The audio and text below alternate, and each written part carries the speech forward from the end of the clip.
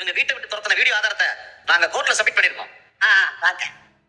நாங்களும் போய் எங்க பக்கத்துல இருக்கிற ஆதாரத்தை சப்மிட் பண்ணிருக்கோம். மேட்ரிமோனி நிகழ்ச்சியில இவங்க எம்ஏ படிச்சிருக்கிறதா சொன்னது, சரவணனை விட 2 வயசு குறைவா சொன்னது எல்லாமே சப்மிட் பண்ணிருக்கிறோம். கூடவே இவங்களுடைய சரியான வயசு, படிப்புக்கு உண்டான ஆதாரத்தையும் சப்மிட் பண்ணிருக்கிறோம். அப்புறம் குழந்தை விஷயமா ஹாஸ்பிட்டல்ல கொடுத்த ரிப்போர்ட்டையும் சப்மிட் பண்ணிருக்கிறோம்.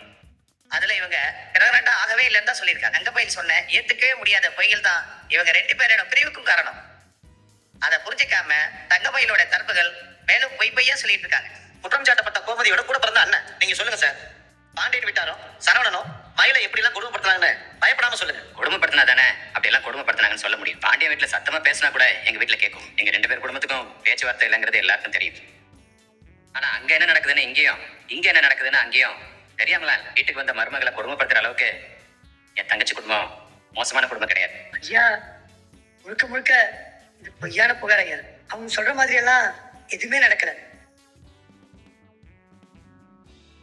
கொஞ்ச நேரத்துக்கு முன்னாடிதான் இது கோர்ட் வளாகன்னு கூட பார்க்காம அந்த அம்மா என்கிட்ட வந்து பேசி அவங்களுக்கு சாதகமா என்ன சொல்ல சொன்னாங்க. இல்ல சொல். என்ன சொல்ல சொன்னாங்க பெரியப்பா? பொய் சாட்சி சொல்ல சொன்னாங்க. உண்மையாவா? ஆமாண்டா. எங்க பக்கமா நீங்க பேசி இல்லாத பொய்யெல்லாம் சொல்ல சொல்லி இந்த குடும்பத்தை பழிவாங்கணும்னு நினைக்கிறாங்க ஐயா.